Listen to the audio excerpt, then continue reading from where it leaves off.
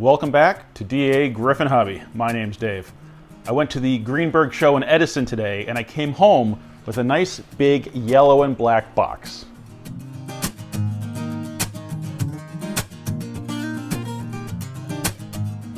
The Greenberg show in Edison today was pretty fantastic.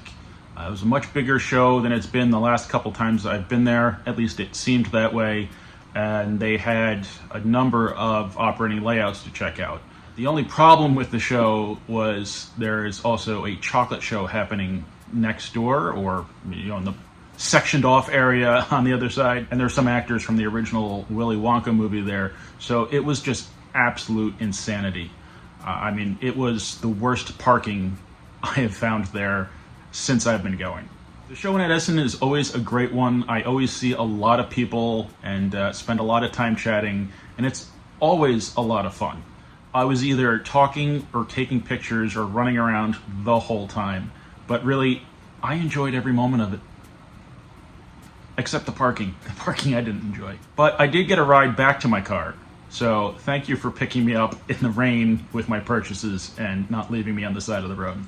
I really wasn't focused much on buying anything, and it was getting towards the end of the show and I was like, you know what, I might go home empty-handed, but that obviously didn't happen. The whole $30 train show thing, I would say it's more of a mindset I try to get myself in before going to a show than it is an actual goal. If I go with the expectation that I'm going to spend $300, then I'll end up spending $6. If I go and say to myself, I'm only going to spend 30 bucks, it helps me keep it reined in when I get there and keeps me from making some poor financial decisions.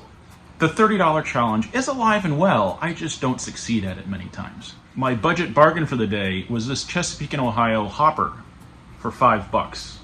Yep, $5. There's damage to some of the finer detail. The bottom's open, but it's got real nice heavy trucks on it. I don't know if they're MTH, I can't really see. Don't have my glasses on, can't read the fine print on the car, but real nice heavy trucks. That might be one of the nicest $5 cars I've picked up. It had gotten pretty late in the show, and that $5 car is all I had picked up. There were a number of engines that I saw, TMCC, even one that had Legacy that I really liked and was considering, some MPC era engines that I saw, and I am trying to branch out into different types of engines than what I already have. So my eyes are, catching a lot more really good looking engines, but still I'm looking at price tag. So there were a couple of really nice ones. One I've seen a couple times is an MTH Conrail GP 30 maybe. And to me, that's like the iconic Conrail engine. I don't know if it's the one I saw on the rails as a kid, but it's the one in my mind that I saw on the rails. So I keep wanting to pick one up, but I'm still hesitant to go the MTH route just because I don't have any. And also, 325, that would be my most expensive engine. So I'm really trying to keep my purchases under $300 as a limit, just because, again, it keeps me, kind of in a slightly more financial reasonable area. These K-Line engines that I picked up, I saw them closer towards the end of the show. I really liked them. They caught my eye because they're like something else I have, but different, and also kind of something I've been looking for a long time.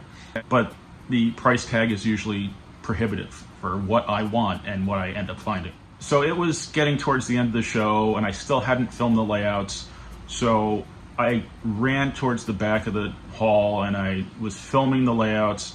I was talking to Sean from DACman and we were trying to figure out what time the show ended.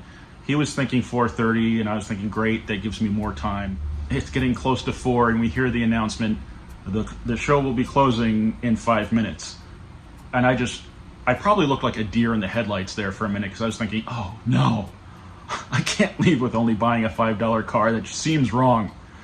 And these engines that I did come home with, I was thinking I would really, really like those. So I took those 5 minutes, I ran back to that table, and I made an offer.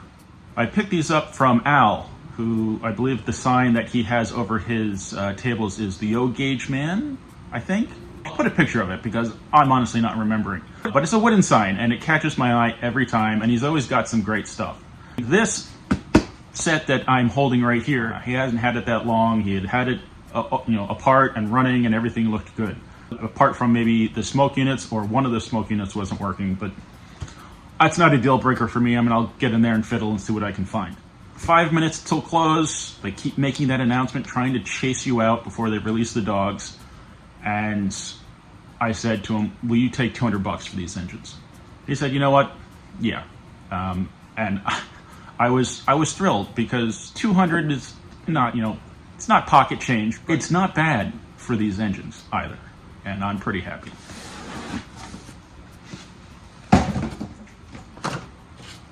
One of the nice things about going to a lot of the train shows that are local and going to them many times, you see a lot of the same vendors over and over. So you kind of build up a relationship, and you're not just buying something from some random person. And I'm fairly certain that the next time I go to that show, Al's going to be there. So I'm pretty excited. I've been wanting a set of E8s for a long time. I don't expect that I'm going to love running them. I am much happier with the performance of diesels with four-wheel trucks on my layout. Any of them that have the longer, six-wheel trucks, I feel like while the curves are big enough, I feel like there's resistance, and it just doesn't roll as smoothly as I would like.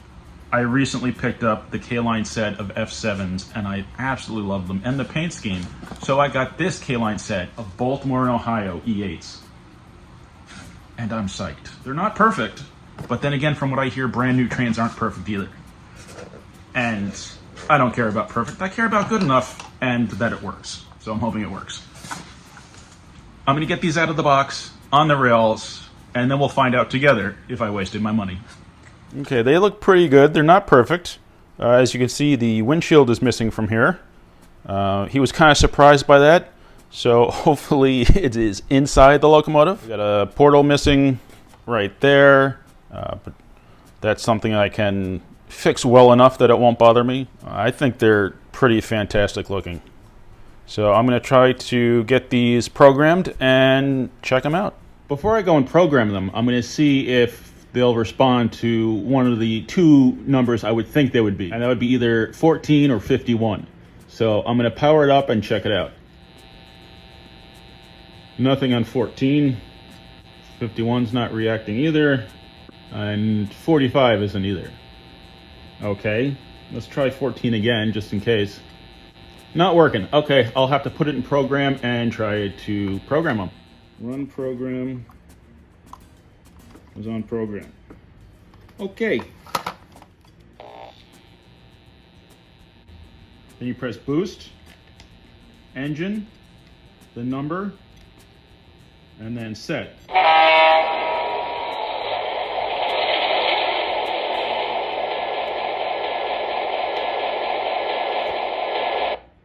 And power down the track, switch it back to run, make sure everything's on the track, then we'll power the track up again. Engine 14.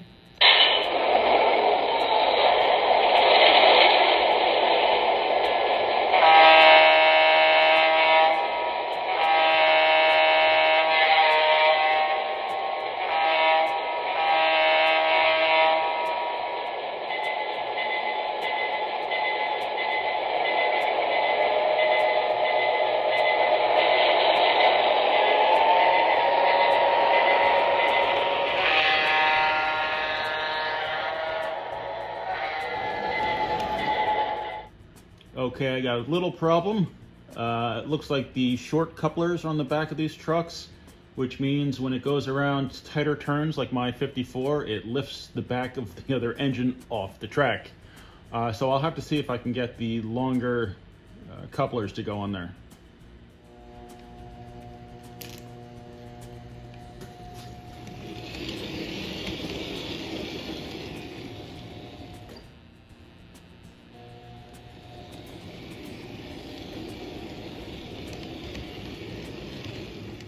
On the F7s that I have, the marker lights change. On these, they don't seem to be illuminating. Maybe they didn't have changing marker lights, maybe they're damaged, maybe I need to get in there and fiddle and see what happens. So since I can't run them both together at the moment because of the short coupler on the back, I'll remove the second one. I mean, they work, so that's good.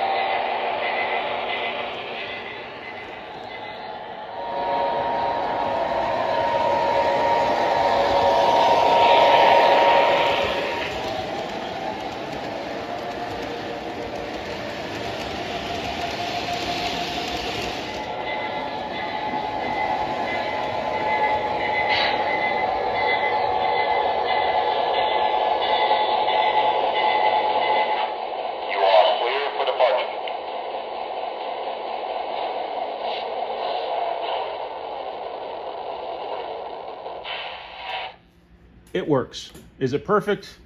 No, but that's not really the engine's fault. Some of my larger engines don't really like some of my turns. It might have to do with the radius, and it might have to do with the Menards track.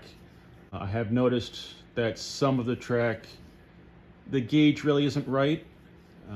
So I might need to go back and look at some of my turns. It's not necessarily that the gauge isn't right, but just the way the rails were stamped, they weren't straight up and down, so they're kind of, you know, it alters the gauge in some spots.